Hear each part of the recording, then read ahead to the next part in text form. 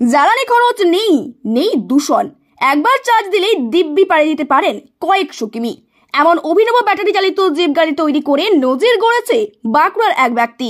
গাড়ির বডি এবং চ্যাসিস তৈরি হয়েছে বাঁকুড়ায়। 4 আসনের গিয়ারযুক্ত এই অভিনব ট্রেন্ডি লুকের জিপ গাড়ি মাত্র 30 টাকায় 100 কিলোমিটার দৌড়ায়। অভিনব জিপ গাড়ি বানিয়ে তাক লাগিয়েছেন বাঁকুড়ার চঞ্চল সিং। বাঁকুড়া রানীগঞ্জ জাতীয় সড়কের ওপরে ডিএভি স্কুলের পাশেই তার বাড়ি। বাড়ির বাইরে তৈরি হচ্ছে আরও একটি ব্যাটারি চালিত গাড়ি। পেট্রোল জিপ গাড়ির মাইলেজ খুবই কম, সেই কারণেই নিজে প্রায় 2.5 লক্ষ টাকা এবং পরিশ্রম খরচ করেই ব্যাটারি চালিত জিপ গাড়ি বানিয়ে ফেলেছেন। সব রকম কাস্টমাইজ করা যানবাহন তৈরি করেন তিনি।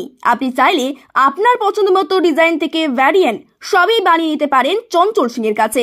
কাস্টমাইজ ইভি জিপের পাশাপাশি ইভি ভ্যান, ইভি বাস কিংবা টোটো ভ্যান, লোটো ভ্যান, বিজ্ঞাপন প্রচারের জন্য এলইডি ডিসপ্লে ভ্যান থেকে ট্রাক সবই বানিয়ে দিতে পারেন তিনি। চঞ্চল সিংয়ের তৈরি এই electric jeep township ride, park, hotel, resort বা জঙ্গল সাফারির জন্য ব্যবহার করা যেতে পারে। মোটা চাকার জিপে ব্যবহার করা হয়েছে মোটর সাইকেল সাসপেনশন। যে কোনো ভূমি প্রকৃতির ওপরেই সর্বোচ্চ 40 কিমি বেগে দৌড়তে পারে বাঁকুড়ার এই বিস্ময় জিপ। অ্যাকচুয়ালি মানে ছোটোর থেকে গাড়ির প্রতি আমার একটা নেশা ছিল। আর যখন বড় হই তখন অনেক গাড়ি আমার কাছে আছে, অনেক মডেলের গাড়ি আছে। তো জিপ আমার খুব প্রিয় জিনিস। কিন্তু আমার কাছে জিপও আছে, পেট্রোল জিপ আছে। কিন্তু বিশেষ প্রবলেম যেটা হচ্ছে এই যে জিপ গাড়িতে পেট্রোলের যে মাইলেজ, সেই মাইলেজ কিন্তু 6 থেকে 7।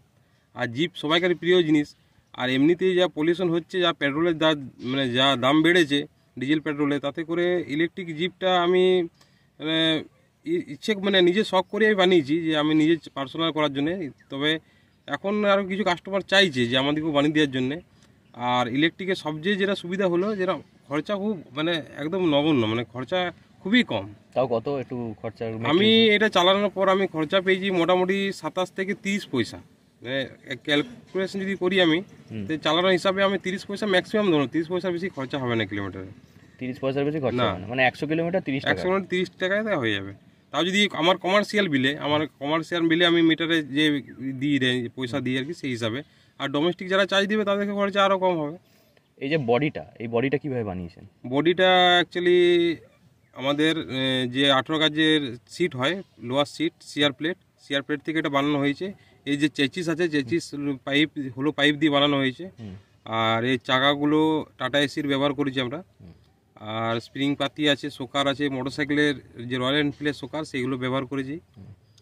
আর মারুতির ম্যাক্সিমাম পার্টস মারুতিরই দেওয়া আছে এটাই। আর বাকি পুরো মডেলটা কিন্তু কাস্টমাইজ করা, পুরো মডেলটাই তৈরি করা। আচ্ছা, এটা যেহেতু কাস্টমাইজ করে, এবার যদি অন্য কেউ চায় তাহলে নিজের মতো করে নিজের মতো করে চাইলে সেরকম বানিয়ে দিতে পারবো আমরা। যেমন কিরকম বানানো যেতে পারে? যেমন যদি কেউ বাস চায়, মিনি বাস যদি বলে, মিনি বাসও বানানো যাবে।